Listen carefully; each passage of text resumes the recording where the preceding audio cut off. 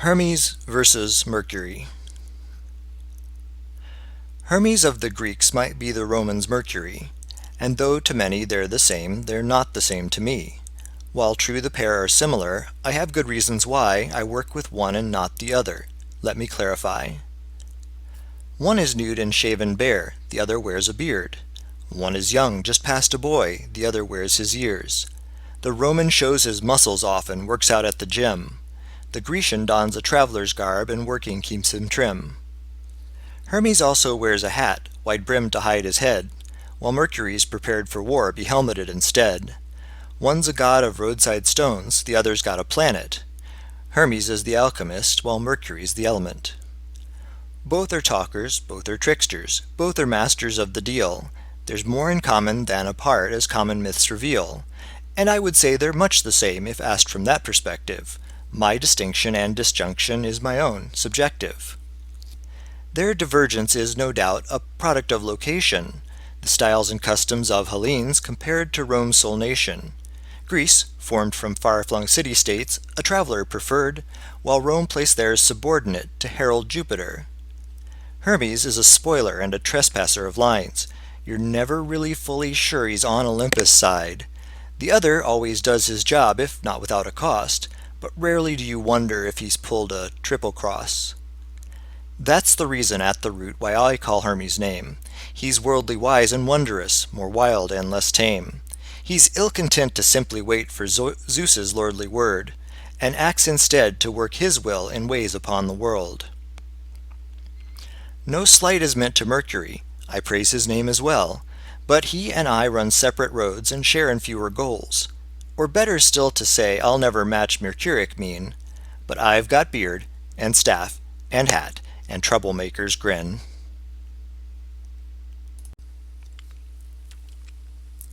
Thieves and Thieves. The law must be security for property, but some have more enormous stores while some are poor.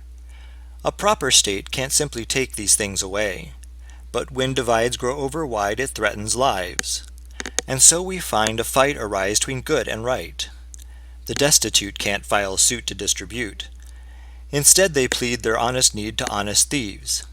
Returning wealth for public health requires stealth.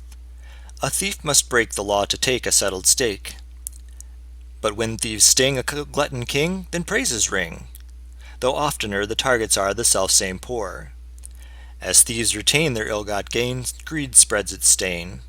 For some with wealth are thieves themselves, they scheme and sell.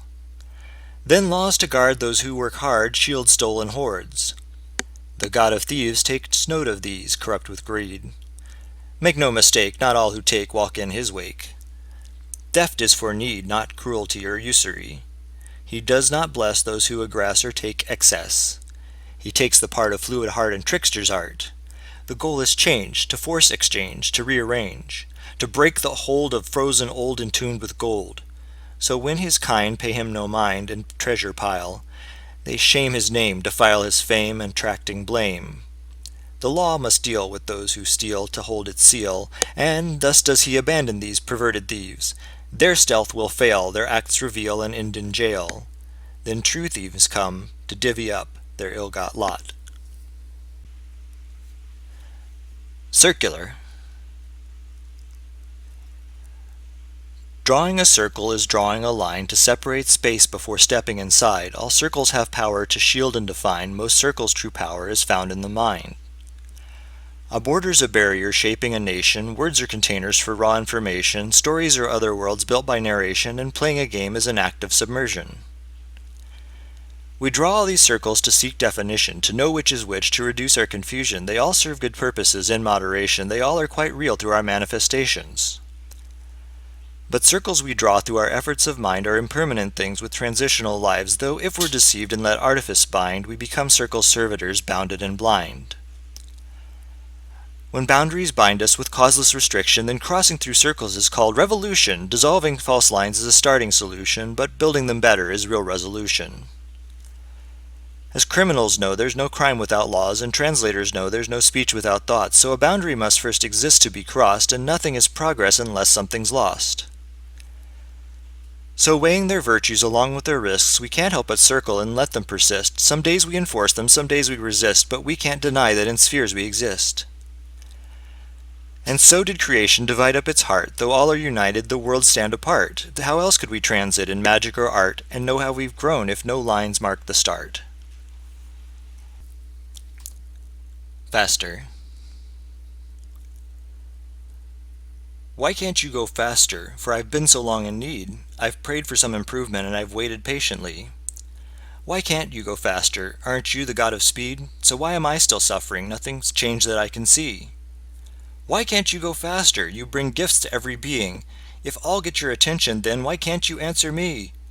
Why can't you go faster? You protect and oversee every corner of the world. Are you really just that busy? Why can't you go faster? Is there something that you need? Is there something I could give you to improve priority? Why can't you go faster? Am I not allowed relief? Have I fallen short in worship? Am I lacking in belief? Why can't you go faster? Have I erred in word or deed? Could I get back on the list with a sincere apology? Why can't you go faster? Was that just mythology? Maybe I was wrong to think your power reality. I hope you pardon faster what I say in misery. I suspect I've overstepped and been too hasty in my speech. I know you do go faster, flown too far and fast to see. My sight and care is limited to what occurs near me. I trust you do go faster, and you're working at full speed. I'm only one petitioner of many prayers to heed. You can't grow any faster, for you cannot rush a seed. Crops will come in their own time and slower than the weeds. And you can't go too much faster when you're guiding in the lead. Our slower mortal souls control how fast you can proceed. You could go much, much faster, but for others of your breed, with their own demands and plans that rearrange priorities. Can I help you to go faster? Are there burdens I could ease? Maybe if I go part way, there's somewhere we could meet? Or maybe I'll go faster. Give your example heed. I'll drop the stones that hold me down and take the gifts I need.